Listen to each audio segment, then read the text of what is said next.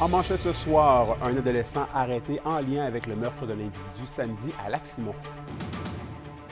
Ce dernier a comparu aujourd'hui au palais de justice de Val-d'Or.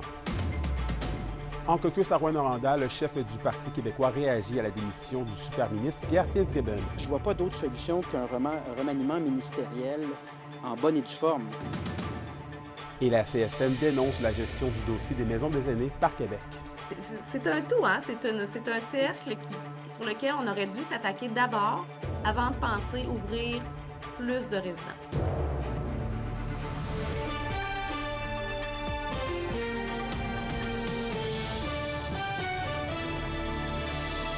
Bon début de soirée, ici Anthony Dallaire et bienvenue au TVA 18h.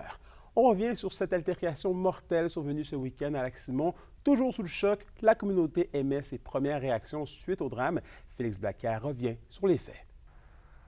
La communauté de Lac-Simon est en alerte à la suite du meurtre survenu samedi dernier. Une personne d'âge mineur, apparemment responsable, a été arrêtée lundi et a comparu mardi au palais de justice de Val-d'Or. Puis hier soir, il y a un jeune d'âge mineur qui a été arrêté en lien avec le dossier. Il devrait comparaître cet avant-midi. La Sûreté du Québec affirme qu'il s'agit bel et bien d'un meurtre. C'est à la suite d'une altercation entre plusieurs individus au Lac-Simon dans la nuit du 31 août qu'un homme dans la vingtaine a perdu la vie plus tard dans la journée. Que les services d'urgence ont été appelés à se rendre sur les lieux d'une altercation impliquant plusieurs individus au Lac-Simon. Un homme dans la vingtaine avait subi des blessures sérieuses et avait été transporté au centre hospitalier dans un état critique. Donc, un peu plus tard dans la journée, on a eu la confirmation que malheureusement, l'homme dans la vingtaine était malheureusement décédé. Le conseil de bande prend la situation au sérieux. Dans une vidéo publiée au lendemain des événements, les élus martèlent qu'ils ne peuvent pas tolérer une augmentation de la violence dans la communauté. On ne peut pas tolérer qu'il y ait une augmentation de la violence dans la communauté. Il faut penser à la sécurité de nos gens. C'est grave ce qui s'est passé aujourd'hui, ce matin, cette nuit. C'est très grave. Il y a une perte de vie. En réponse au drame, les élus ont aussi annulé un spectacle qui était prévu dimanche soir. Ils ont également mis davantage de gardiens en circulation et ont mentionné avoir le soutien de la Sûreté du Québec. Pour aujourd'hui, seulement, il n'y aura pas de spectacle, dans le respect des familles endeuillées. La communauté de Lac-Simon préfère s'abstenir de commentaires, mais elle envoie ses condoléances et son soutien à la famille de la victime. Et le service des enquêtes sur les crimes contre la personne tente toujours de faire la lumière sur les circonstances de l'homicide. Félix Blacquer, RNC Nouvelles, Lac-Simon. Onde de choc en politique provinciale. Le super-ministre Pierre Fitzgibbon annonce sa démission selon TVA Nouvelles. On rappelle qu'il était ministre de l'Économie, de l'Innovation et de l'Énergie, responsable du développement économique régional et également responsable de la métropole et de la région de Montréal. L'annonce survient quelques heures avant le caucus pré-sessionnel de la coalition Avenir Québec à Rimouski. Le Parti québécois a fait part déjà de son incompréhension face au fait que le ministre ne termine pas son mandat. Son chef s'inquiète de la tournure que prendra le projet de loi réformant l'énergie au Québec. Comprenez notre étonnement de le voir quitter alors que là, on est censé débattre de son projet de loi. Et dans ce contexte-là, moi, je ne vois pas d'autre solution qu'un remaniement ministériel en bonne et due forme et un temps de préparation, là, dans le sens que l'énergie et l'économie, ce ne sont pas des mandats en temps partiel. François Legault a la responsabilité de faire les choses dans l'ordre.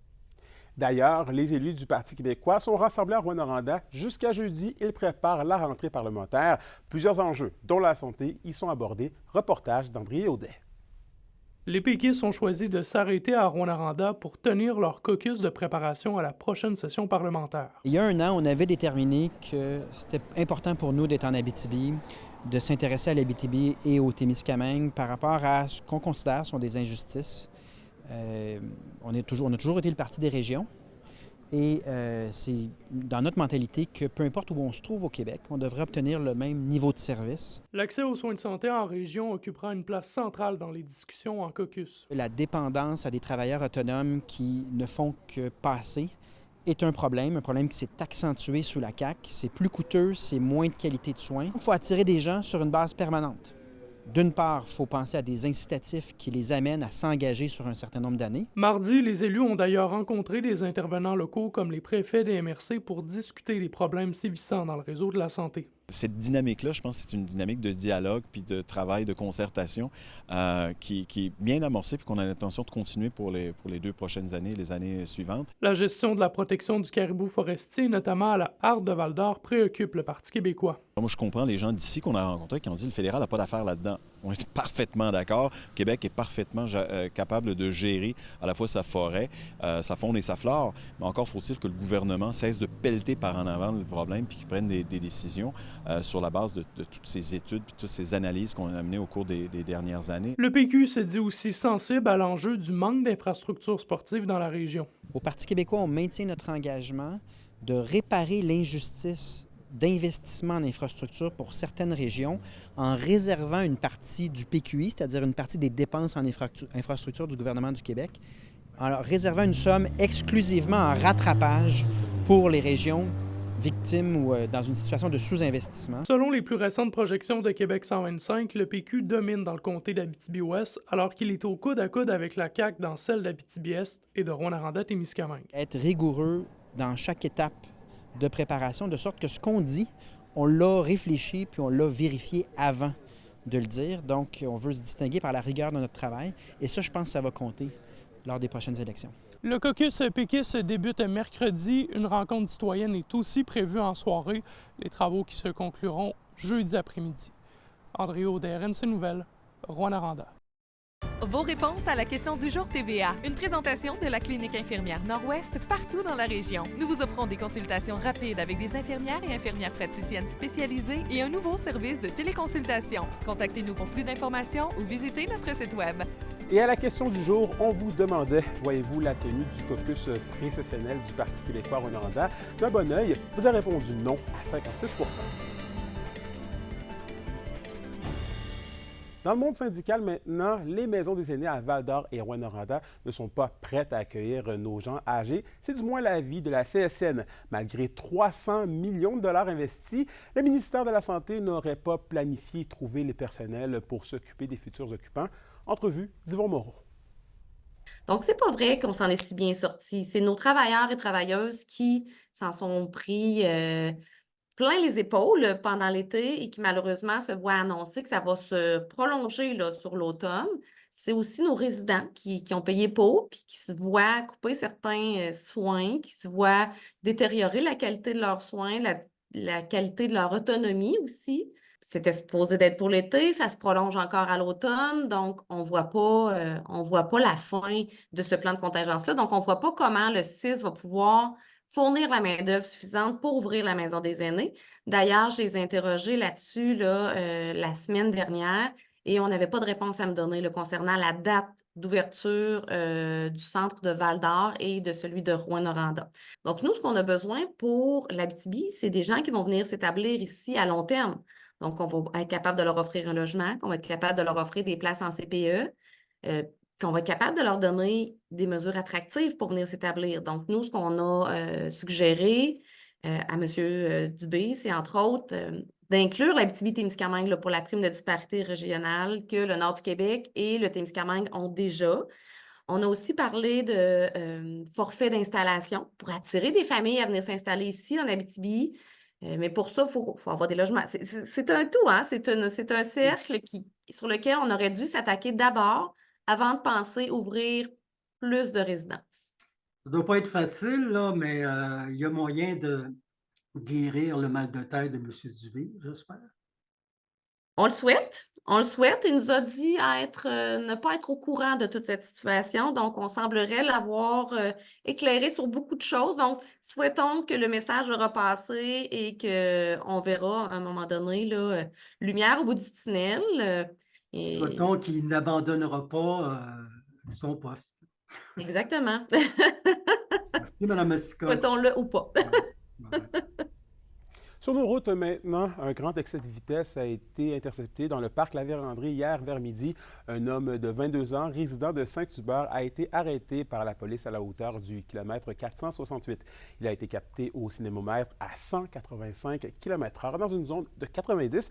Il a donc reçu un constat d'infraction de plus de 1 700 $ assorti de 18 points d'inaptitude. Son permis a été suspendu pour une période de 7 jours. Et la Sûreté du Québec rappelle que la vitesse est l'une des premières causes de collision collisions mortelles à survenir sur les routes du Québec. Et à Rouyn-Noranda maintenant, la fonderie Horn procédera demain à 11h au test sonore trimestriel de la sirène de l'usine d'acide sulfurique. Glencore rappelle qu'en dehors des moments où des tests sont effectués, si la population entend la sirène, elle doit s'abriter, garder les portes et les fenêtres fermées, interrompre la ventilation et la climatisation et se tenir informé de l'évolution de la situation à la télé et à la radio. Et on termine ce premier bloc d'informations avec le concours des grands prix de la Commission des normes de l'équité, de la santé et de la sécurité du travail qui s'agrandit. Une nouvelle catégorie s'intègre au niveau régional qui s'appelle Promotion de la santé. Elle vise à reconnaître et à récompenser les initiatives d'entreprises québécoises qui favorisent la santé physique et psychologique de leurs travailleurs. La catégorie s'ajoute à la catégorie Innovation qui récompense chaque année les réalisations novatrices pour la prévention et la réduction des risques d'accidents et de maladies professionnelles.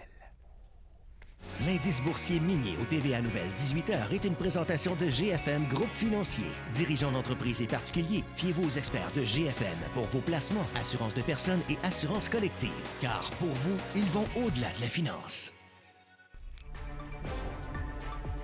Bilan positif pour la 22e édition du Festival de musique émergente à Rouyn-Noranda. Restez avec nous, on s'entretient avec la directrice générale de l'événement.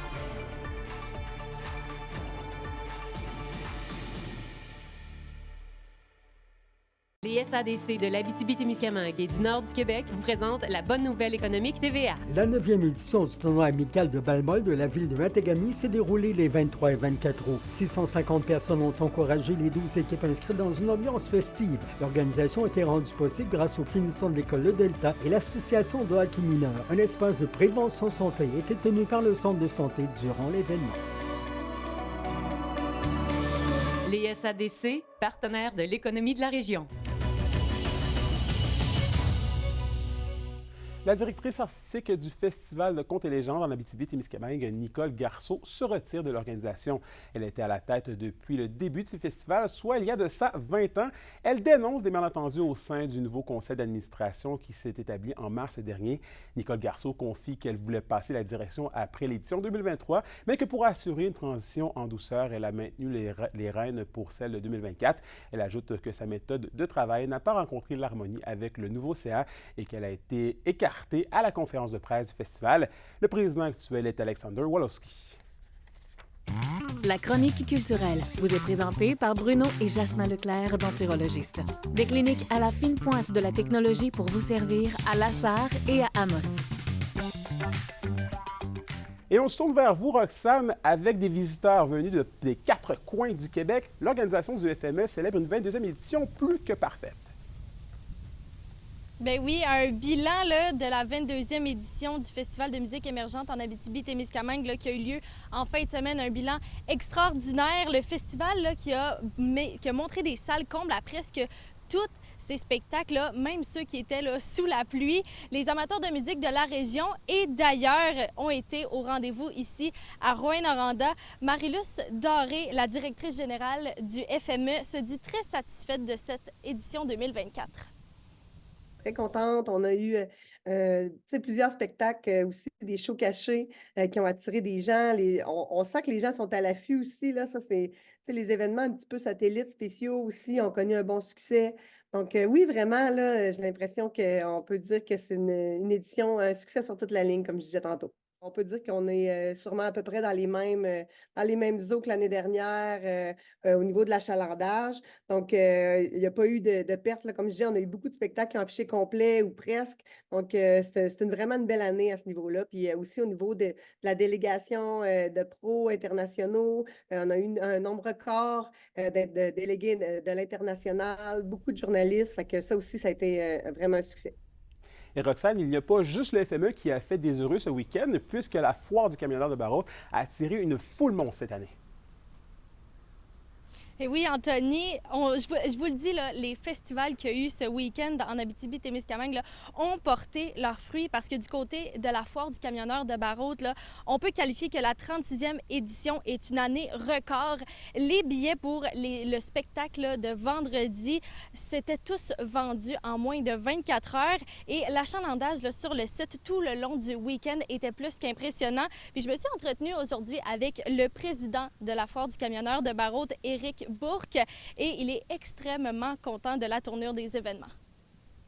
Un succès sur toute la ligne. On a eu une fin de semaine formidable, un achalandage monstre. Tous nos billets de tirage ont été vendus, ce qui va nous permettre de remettre un beau 300 000 $ dans la communauté. On a reçu des participants à notre événement comme jamais, des spectateurs comme jamais. Tout s'est bien déroulé, pas de catastrophe, alors c'est merveilleux. La Foire du camionneur qui revient pour une 37e édition. D'ailleurs, le président, là, M. Bourque, pense même devoir faire là, des ajustements, des changements pour l'an prochain. On travaille fort d'ailleurs pour avoir une nouvelle piste l'an prochain, un nouveau site plus sécuritaire pour nos courses, parce que là, on est encore en circuit urbain. Et puis, on se rend compte là, que notre site est plus adapté, alors on est en train de travailler pour avoir un site à Barrault, mais spécialisé pour les courses, pour la Foire du camionneur de Barrault. La famille Jolin de Rouyn-Noranda brille ailleurs que dans le monde de la musique. Restez avec nous. Après la pause, on vous parle des accomplissements en basketball d'Élie Jolin.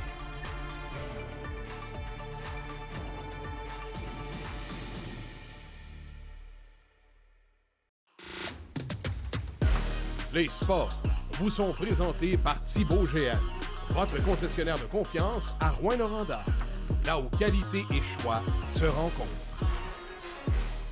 Et au sport, le Rouyn-Norandien Élie Jolin a remporté le week-end dernier le titre de MVP au camp Élite 5 2024 de Logansdorf à Montréal. Le camp, sur invitation, réunissait une cinquantaine des meilleurs athlètes de basket et de même catégorie d'âge. D'ailleurs, le fils de Steve Jolin, propriétaire de la maison de disques CSMCL basée à Rouyn-Noranda, est déjà considéré comme un potentiel futur espoir élite de sa discipline.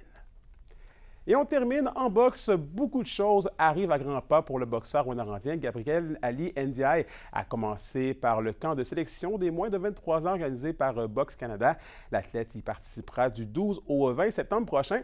Comme ce dernier est majeur, le camp va lui permettre de faire ses preuves contre l'élite du pays en boxe. Le camp va servir à la sélection de la relève en boxe olympique, ce qui permettrait à Gabriel de participer à des compétitions internationales. Il va également aller au championnat mondial scolaire en octobre prochain à Bahreïn, au Moyen-Orient. Pour une nouvelle importante à nous communiquer, contactez-nous.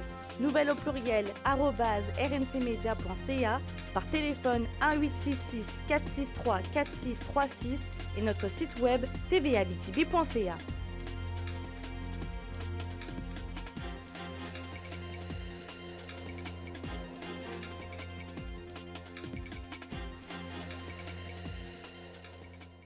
La météo, une présentation de Nicoloto de la Sarre, la capitale du pick-up. Vous y trouverez toujours le meilleur choix, toujours le meilleur prix.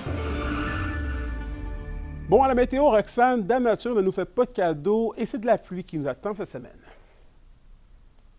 Oui, là, pour ce soir et cette nuit là, en Abitibi, ça va être généralement là, nuageux avec 30 % de probabilité d'averse qui va commencer là, tôt en soirée avec un minimum de 12 du côté du Témiscamingue. Seulement quelques nuages là, avec un minimum de 13. Demain, ça sera généralement ensoleillé avec un maximum de 25 pour l'Abitibi. Et au Témiscamingue, ce sera ensoleillé le matin, mais pour devenir là, partiellement en alternance soleil-nuage avec 40 % de probabilité d'averse en après-midi avec un maximum de 25 et un aperçu pour jeudi. Ça sera ensoleillé avec un maximum de 26 du nord jusqu'au sud de la région. On voit là, le soleil qui joue à cache-cache cette semaine, mais les températures chaudes sont encore avec nous. Bon, ben c'est toujours ça de gagner. Merci beaucoup, Roxane. Et voilà, c'est ce qui complète notre bilan d'information pour aujourd'hui. Merci d'avoir été des nôtres ce soir. N'oubliez pas qu'on est sur YouTube, X, TVA Abitibi-Témiscamingue. Si vous voulez aller voir ou revoir les reportages et les bulletins de nouvelles, nous, on se dit à demain pour la suite des choses. D'ici là, prenez soin de vous. Bonne soirée.